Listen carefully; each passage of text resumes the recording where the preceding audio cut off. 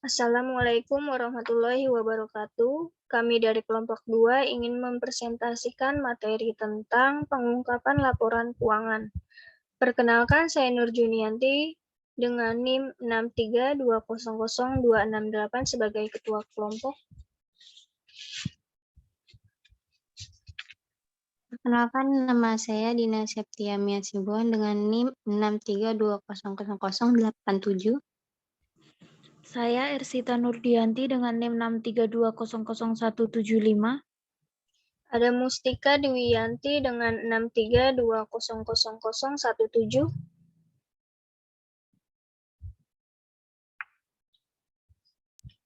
Saya Renaldi dengan NIM 632000267.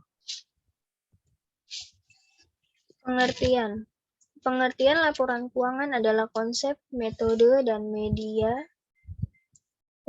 tentang bagaimana informasi laporan keuangan disampaikan kepada pihak yang berkepentingan. Secara teknis, pengungkapan merupakan langkah akhir dalam proses akuntansi, yaitu penyajian dalam bentuk seperangkat penuh laporan keuangan. Informasi penting yang terkandung di dalam laporan keuangan itu wajib diungkapkan. Jadi, pengungkapan merupakan hal yang tidak dapat terlepas dari suatu proses pelaporan keuangan. Pengungkapan laporan keuangan menurut STIS 2010, pengungkapan dalam laporan keuangan adalah pelaporan rinci sebuah transaksi dalam catatan pada laporan keuangan. Hendrikson mengatakan secara sederhana pengungkapan dapat diartikan sebagai pengeluaran informasi atau the release of information. Silakan lanjutkan.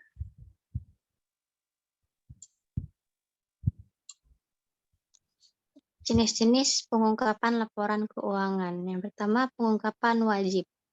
Pengungkapan informasi yang diharuskan oleh peraturan yang berlaku yang meliputi semua pengungkapan informasi dalam laporan keuangan. Kedua, pengumpatan sukarela. Pengungkapan informasi yang diharuskan oleh peraturan yang berlaku yang meliputi semua pengungkapan informasi dalam laporan keuangan.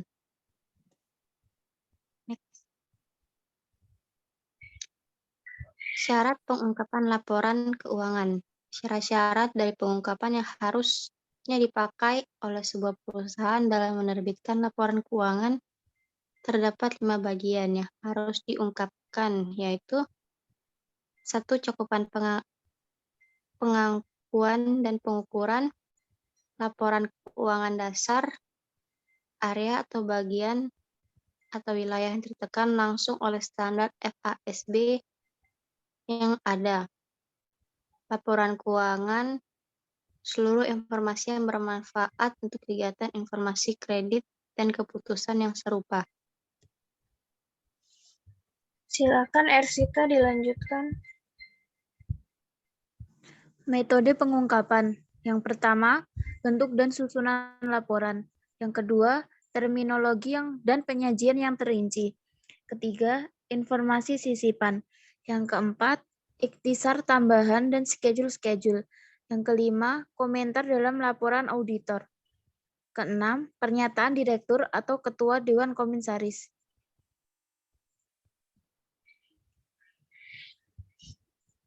Tingkat pengungkapan laporan keuangan. Ada 3 tingkat pengungkapan laporan keuangan. Yang pertama, memadai. Tingkat memadai adalah tingkat minimum yang harus dipenuhi agar laporan keuangan secara keseluruhan tidak menyesatkan untuk kepentingan pengambilan keputusan yang diarah. Yang kedua, wajar atau etis. Tingkat wajar adalah tingkat yang harus dicapai agar semua pihak mendapat perlakuan atau pelayanan informasional yang sama. Artinya, tidak ada satu pihak pun yang kurang mendapat informasi sehingga mereka menjadi pihak yang kurang diuntungkan posisinya.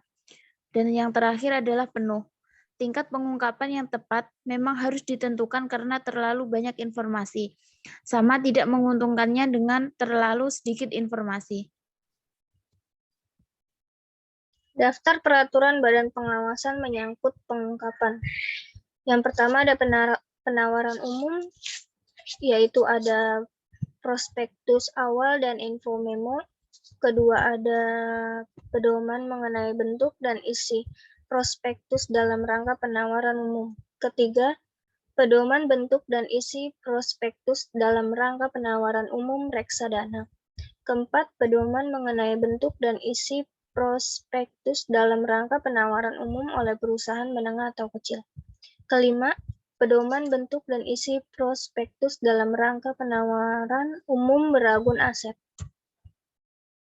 Yang kedua ada pelaporan rutin.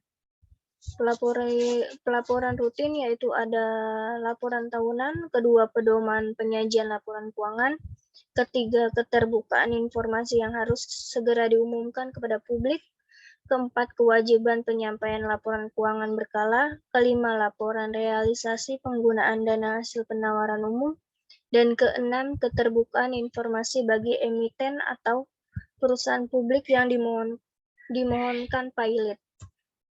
Dilanjutkan Renaldi. Pertimbangan dalam pengungkapan. Yang pertama ada keengganan perusahaan menyediakan informasi. Salah satu hal yang menentukan keluasan dan kerincian pengungkapan adalah tujuan pengungkapan. Tujuan perlindungan biasanya menuntut pengungkapan yang lebih luas dan lebih rinci. Pengungkapan yang lebih luas biasanya terkendala oleh keengganan perusahaan untuk menyediakan informasi. Yang kedua, ada biaya penyediaan informasi harus lebih kecil dari benefit informasi yang disediakan.